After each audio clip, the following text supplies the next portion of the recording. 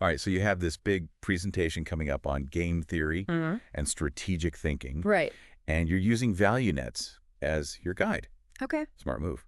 I took a peek at that Coggle mind map you're building. Yeah. Using visuals like that is going to make your presentation really pop. Yeah, definitely. Plus, it shows you're taking those feedback points to heart. Yeah. Like that note about balancing detail with clear structure. For sure. Visuals are key when you're presenting complex ideas. They really are. Especially to a room full of people who might not be as deep in the weeds as you are. Yeah, that's a good point. It's about making those connections clear. Right. And memorable. Exactly. Speaking of making connections, Yeah. let's dive into how Value Nets itself can help you do just that. It's about more than just a killer presentation. Sure. It's about understanding the whole ecosystem your business operates in. Absolutely. The core concept of the value net is to shift your thinking beyond just your company Okay. and your direct competitors. It's about seeing your firm at the center of a web of relationships that influence your success. Okay, so walk me through this. Okay. How does that actually work in practice? Think of it this way. Okay. Your firm sits at the center of this value net. Gotcha. You've got your suppliers on one side. Okay. Those are the folks you're buying from to create your product or service. Right. Then on the other side, you've got your customers. Sure. They're the ones who find value in what you offer and ultimately drive your revenue. Right. That's the basic business flow we all know. But where does the net part come in? Okay. It feels like there's another layer here. Exactly. The net comes in when you start to map out not just those direct relationships, Okay. but also the indirect ones. Interesting. Think about it. Your suppliers have their own suppliers. Right. And your customers might have other options. Okay, I see where you're going with this. Yeah. So it's about understanding all the forces at play. Yes. Even those that aren't immediately obvious. Precisely. And this is where the real aha moments happen. Yes, definitely. Once you map out your value net, you start to see opportunities and potential pitfalls you might have missed otherwise. Right. For example, what happens if a key supplier suddenly raises their prices? Oh, yeah. Or a new competitor enters the market with a similar product, Yeah. but a lower price point? For sure. You've got to be adaptable and think on your feet. You do. But how does that translate to the presentation you're helping our listener prepare? That's where we get into the strategic thinking part. Okay. This framework can help you identify your own added value, Yeah. which is crucial for any presentation. So how does value nets help you pinpoint that added value in a way that traditional SWOT analysis might miss? Value nets pushes you to think beyond your own internal strengths and weaknesses. Okay. It's about understanding the motivations and strategies of all the players in your net. And within that context, you can start to articulate what makes your offering unique and valuable. This is reminding me of that bottled water example from the book. Oh, yeah. Good one. Can you refresh our memory on that one? Yeah. It feels relevant here. Yeah. Absolutely. Imagine you've just finished a strenuous hike on a scorching day. Okay. You're incredibly thirsty, right? I would be dying for some water. Now someone comes along selling bottles of water. Okay. What are you willing to pay for that water at that moment? Let's be real. I'd probably pay a small fortune for a sip of anything cold and refreshing. Right. My willingness to pay my perceived value of that water is sky high because my need is so great. Exactly. It's all about supply and demand, right? But here's the thing. What happens if another person shows up selling the exact same water Okay. for a fraction of the price? Suddenly that first bottle of water doesn't seem quite as precious, right? Right. Competition just entered the scene and my perceived value shifts. Precisely. Wow. That's the power of understanding your value net. You begin to see how value is fluid, Right. influenced not just by your product or service, but by the entire ecosystem surrounding it. That's a good point. And by the way, this concept of fluctuating value, Yeah. that could be a really interesting point to work into your presentation. It's about understanding those market forces Totally. and how they impact everything from pricing to customer perception. Yes, definitely. But it feels like there's more to the story here, Yeah. right? Yeah. Value nets goes beyond just mapping out these relationships. It does. It gives you a framework for action. It does. You're right. Understanding the players and the dynamics of value is just the first step. Right. Value nets then gives you a powerful tool for developing winning strategies. Exactly. It's called PARTS. Yes. Okay, I love a good acronym. Of course you do. Let's break down this PARTS framework. Okay. What's the first piece of the puzzle? We start with P, which stands for players. Players. Got And it. remember, we're not just talking about your direct competitors here. Right. It's about Identifying all the key players in your value net, including those complementers we mentioned earlier. Complementers? Yes. All right, now you've piqued my interest. Okay. What are complementers and how do they fit into all of this? Yeah, Complementers. Right, now you've piqued my interest. What are complementers and how do they fit into all of this? This is where it gets really interesting. Complementers are like the secret sauce in your value net. They're the companies or entities that make your product or service even more appealing to customers. Okay. Not by competing directly, but by offering something that complements what you do. Okay, I need a real-world example here. Okay, sure. I'm intrigued, but I need to wrap my head around this. Think about it this way. Let's say you're delivering this presentation, and you've got a killer slide deck to go along with it. Okay. Now, imagine that slide deck is powered by cutting-edge presentation software that wows the audience with its interactive features and sleek design. Okay, I see where you're going with this. Yeah. The software company isn't a competitor. Right. But their product enhances the value and impact of Amway presentation. Precisely. And that's the beauty of complementers. Wow. They help you create a more holistic and appealing offering for your customers. I see. In a way, they expand the pie for everyone involved. So in my presentation, I could actually call out these kinds of complementary relationships. Right? Absolutely. It shows that I'm thinking strategically about the bigger picture. For sure.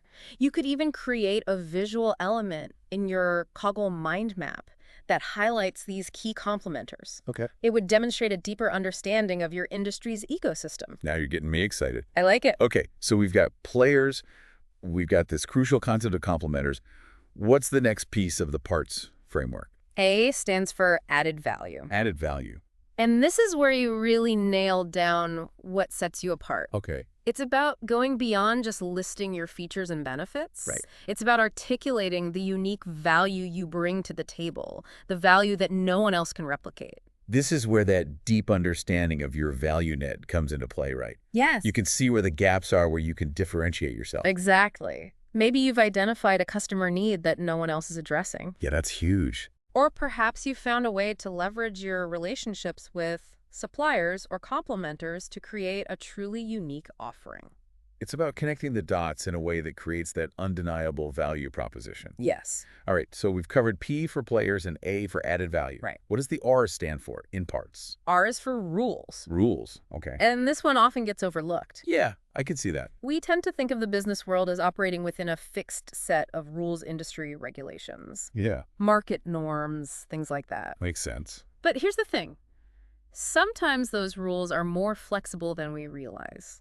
Hold on, are you suggesting we bend the rules a little? Let's just say that understanding the rules and their potential for innovation can be a powerful strategic tool. Okay, now we're getting into some next-level strategic thinking here. I like it. Give me an example of how this rules thing works in practice. Think about companies like Uber or Airbnb. Okay. They didn't necessarily break the rules, Yeah? but they challenged the existing assumptions about how their respective industries should operate. Right. They found ways to bend the rules or even create new ones that played to their strength. And that's what allowed them to disrupt entire industries. Exactly. They changed the game by rethinking the rules. Exactly. Now, I'm not suggesting you go out and disrupt an entire industry during your presentation. Although that would make for a memorable presentation. It would. But I see your point. It's about being aware of the rules that govern your space and thinking critically about how those rules might be challenged. Sure. Or even reshaped to your advantage. Exactly. You've got it. And that leads us perfectly into the next element of parts. Tactics. Right. Lay it on me. Yeah. What are some tactical plays we can make within our value net? Tactics are all about the specific actions you take to gain a competitive edge. Okay. It could be something as simple as adjusting your pricing strategy, or it could be a more complex maneuver like forging a strategic alliance with a key complementer. So we're talking about tactics within the value net. Right. Those strategic moves you make to come out ahead. Yeah. What are some examples of tactics that could apply to our listeners' presentation? Well, think about it like this. Every presentation is, in a way, a strategic game. Okay. You've got your audience. Right. Those are your players. Got it. You're trying to achieve a specific outcome, whether it's securing funding, winning over a client, or just getting your ideas heard. It's about persuasion, influence, and ultimately achieving your objective. Exactly. And just like in the business world, there are tactics you can use to increase your chances of success. Oh, One classic tactic is understanding information asymmetry. information asymmetry. Yeah. That sounds a bit technical. What does that mean in the context of a presentation? It's actually quite simple. You as the presenter have a deeper understanding of your topic than your audience does. Right. That's natural. You've done the research, you've put in the work. Of course. Right. So it's about leveraging that knowledge gap in a way that benefits my presentation. Precisely. Okay. And you can do this ethically, of course, by presenting your information in a way that is clear, engaging, and insightful. Think about it. You have the opportunity to bring your audience up to speed on a topic to share your unique perspective. It's about positioning yourself as the expert, the go-to source for information on this particular subject matter. Exactly. Interesting. And that ties into another powerful tactic, framing. Framing. Yeah, how you frame your message, the language you use, the visuals you choose. All of these things influence how your audience perceives your ideas. So it's not just about what you say, it's about how you say it. Precisely. Hmm. And that's why having a well-structured and visually compelling presentation like the Coggle mind map you mentioned earlier can be such a powerful tactical advantage. It's about creating an experience for your audience, one that guides them through your ideas in a way that is both engaging and memorable. You've got it. Like it. Now remember the final piece of our parts framework, S for scope. Right, scope. We talked about how companies like Uber and Airbnb redefine the scope of their industries. Yeah. But how does that apply to a presentation? Okay. Isn't the scope predetermined by the topic and the allotted time? Not necessarily. Think of scope as the boundaries of what's possible. You might not be able to change the fundamental topic of your presentation, but you can broaden the scope by connecting it to larger trends, industry challenges, or even global issues. So it's about taking those seemingly niche ideas and making them relevant to a wider audience. Exactly. By expanding the scope of your presentation, you're essentially increasing its value to the audience.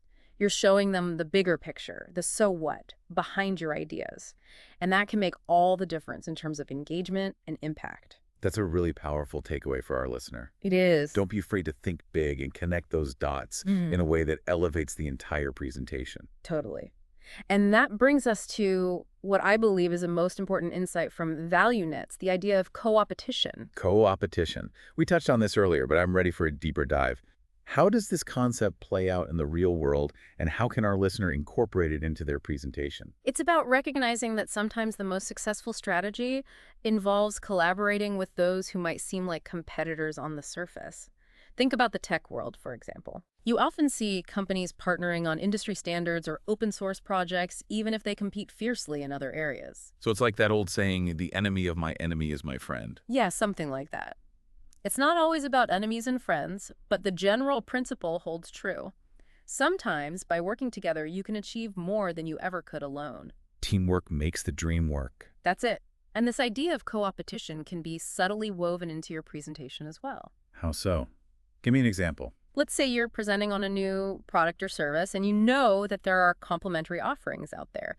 Instead of ignoring them, or worse, trying to downplay their value, why not acknowledge them as part of a larger ecosystem?